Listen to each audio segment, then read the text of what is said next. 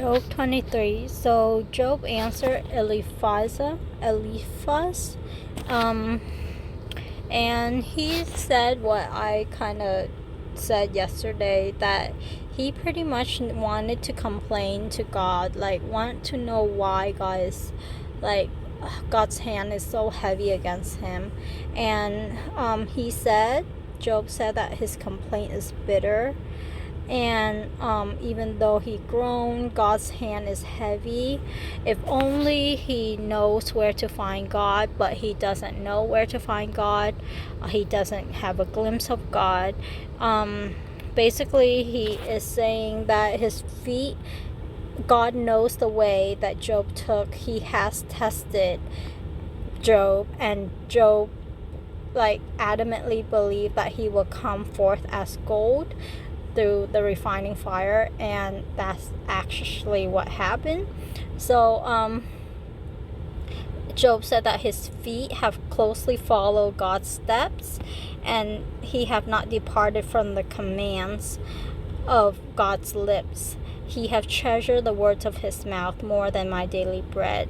So no wonder why God was so proud of Job.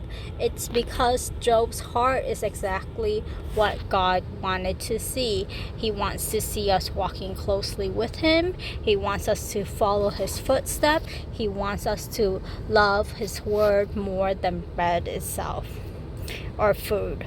And so basically, but because God's hand is so heavy and he does whatever he pleases to Job, Job is terrified of God, fear as in a reverence, but also I think because of everything that happened to Job, there is a real fear of the power of God. And but Job also said that he is not silenced by darkness, the thick darkness that covers his face. Maybe it's a physical a physical ailment that actually causes him to think that there's a thick darkness over his face, or it might just be the gloomy and depressed state that he is in. But I can totally I empathize with Job, with what he says.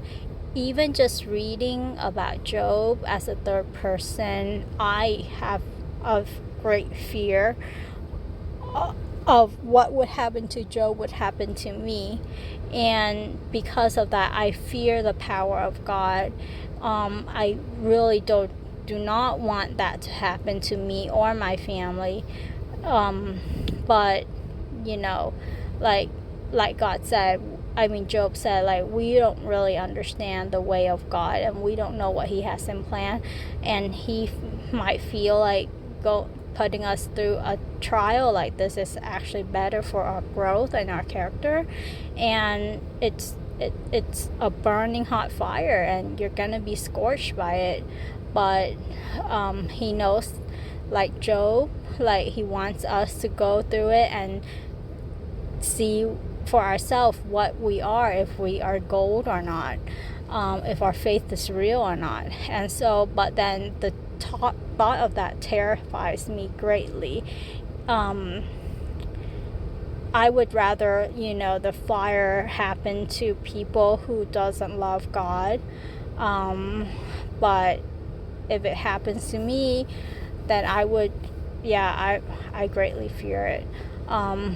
But while reading this, I kind of got emotional too, because I thought of my brother-in-law. He does not know God, and his family and him are going through really, really horrible situations, and a lot of heartache, and we don't know if he'll live.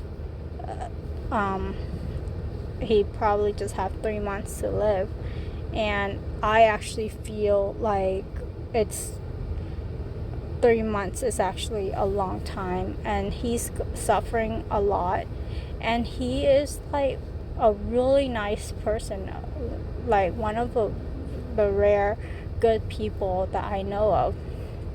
So considering like, good as in human term.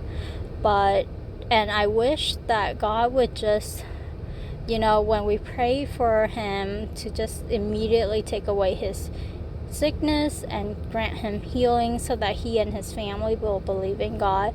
But God doesn't work the way that we want him to work. God has other plans, and we don't know what it is. And so, but we do know that his ways are better than our ways. But the thing that I'm most afraid of is my brother-in-law will die without accepting God. And I know of people who accept God and get revived, like on their deathbed. Like they would actually be clinically dead, but then they would have a life after death experience. And so maybe my brother-in-law will go through something like that, and maybe he won't. Or maybe he will go through something like that and accept Christ, like, and be saved without us knowing, before he dies. But but then if he get healed, then his whole family, I think, will believe, and it affect like my whole family on my my in-law side. So I really wish that everyone will believe, and I feel strongly that if God just allow him to be healed, then everyone on my in-law side will believe. And I wish he will be healed not only for their faith, but for his family to not be broken. Like my sister-in-law, she have to take care of 2 kids, and she doesn't, she works at home, like cooking wise, so they're gonna be in a very different situation and everything, and it's gonna be hard, but